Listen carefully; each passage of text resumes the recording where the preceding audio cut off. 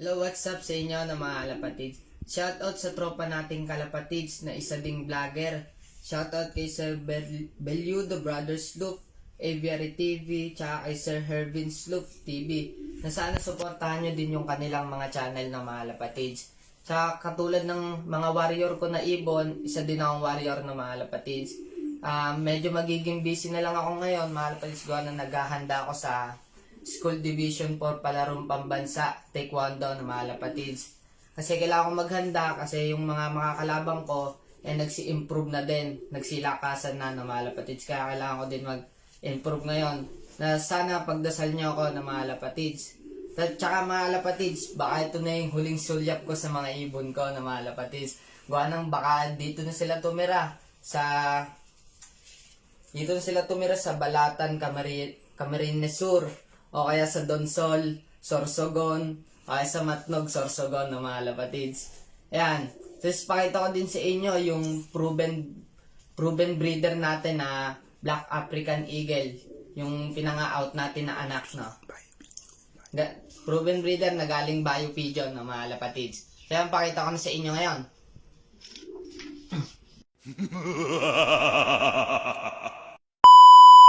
So yan mga lapatids, ito na yung Black African Eagle natin na mga lapatids. Ito sila, kasalukuyang may itlog sila ngayon na mga lapatids. Yan. Bali yung itlog na ito mga lapatids naka-reserve na kay Sir Angelo Santos. Shoutout kay Sir Angelo Santos ng Cabuyao, Laguna na mga lapatids. Yan, bali ito yung hen natin na mga lapatids. Ayan, nakatayo. Tapos yung nakaupo ngayon, yan yung cock natin na mga lapatids. Ayan. Nakapares sila naka-jed na singseng na mga lapatids. Yung mga gusto mag-inquire ng anak niya na mga lapatids, pwede natin pag-usapan yan. Mura lang, 1K lang na mga lapatids. Proven breeder talaga yan mga lapatids, galing ng Bio Pigeon na mga lapatids. Tapos pakita ko din sa inyo yung mga warrior ko na mga lapatids. Maaaring doon na tumira sa Balatan, Camarines Sur na mga lapatids sa susunod na linggo. So yan, pakita ko na sa inyo na mga lapatids, yung mga warrior ko.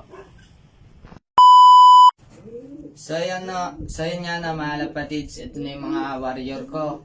Maaring ito na yung huling silyap natin na mga lapatids. Gawa ng baka kasi sa linggo, doon na sila tumira sa Balatan, Camarines Sur na mga lapatids. Ito yung Maurice Del Bar natin. Ayan. Kaparis niya yung Vicentingo natin na mga lapatids.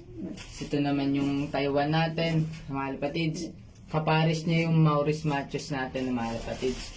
Ito naman yung ibon na nakuha natin kay Sir Randy Micosa na mga lapatids, yung Cookies line na mga lapatids. Tapos yung nasa taas natin na ibon, yung mga outline ni Tito Johnny na mga lapatids, sa mga baby root na mga lapatids. Ayan.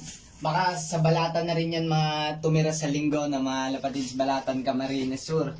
Tapos yan, pakita ko din sa inyo yung mga magulang ng ibon natin na mga lapatids. Ito, pakita natin itong mga gulang nila. So yan mga lapatids, ito yung Taiwan natin na mga lapatids. Nagpapasalamat ako sa tropa ko na si Alvin Oreo na mga lapatids. Kung hindi dahil sa kanya mga lapatids, hindi natin makukuha tong ibon na to. Galing nga pala tong ibon na to kay Sir JP Fortuno na mga lapatids. Nilaro to sa PSU na mga lapatids noong 2021. Bali Tugigaraw finisher to na mga lapatids. Kaso cut off na siya. Nung umuwi kasi siya mga lapatids, may salpok siya. Hindi na siya naikarga ng last lap niya sa Santa Ana na mga lapatids. Grabe yung anak na ito mga lapatids. Yung anak na ito nakakross sa Banderwegen ni Sir Ed Guido, ng isa rin veterano dito sa Calamba ng mga lapatids. Shoutout kay Sir Edmond Guido ng mga lapatids. Ayan. So yan, makikita nyo napakagandang ibon talaga na itong Taiwan mga lapatids.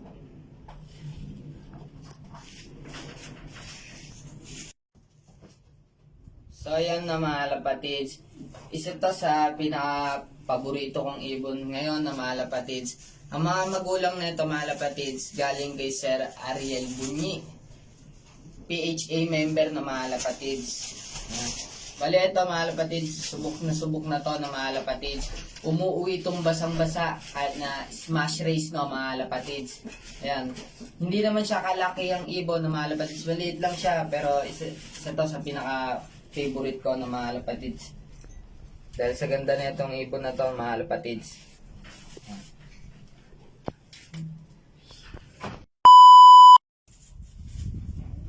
So yan mga lapatids, ito yung Peter Van de Merwe natin na mga lapatids. Isa rin sa pinaka-favorite ko na breeder na mga lapatids. Pero hindi ko pa nasusubukan yung anak nito ngayon.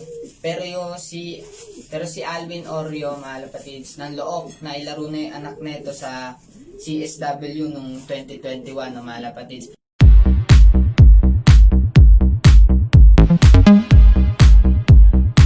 Kaso ang inabot lang nung anak na ito mga lapatids is sport lap lang na mga lapatids sa Ilagan Isabela mga lapatids.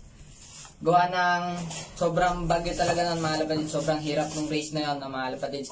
Bagyuhan talaga yung panahon na yon na mga lapatids. Ayan.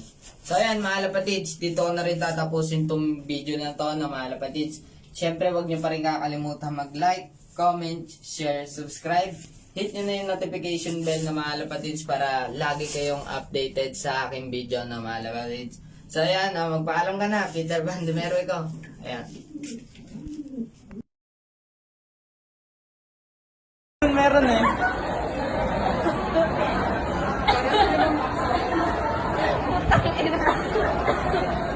Wala, hawakan mo to, hawakan mo to.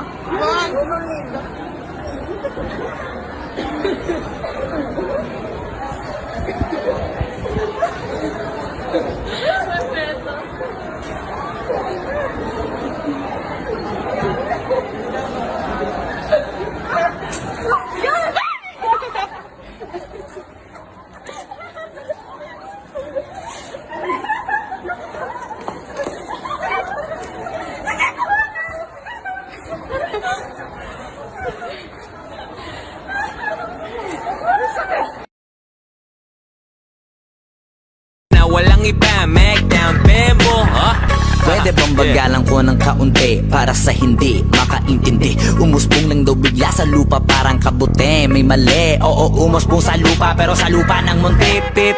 Pare narinig mo ba yung oto ko na bumusina? Katas yan ng musika hindi ng opisina. Nakita nyo naman kung gaano kalakas kumita yung mga binato kong dinamita.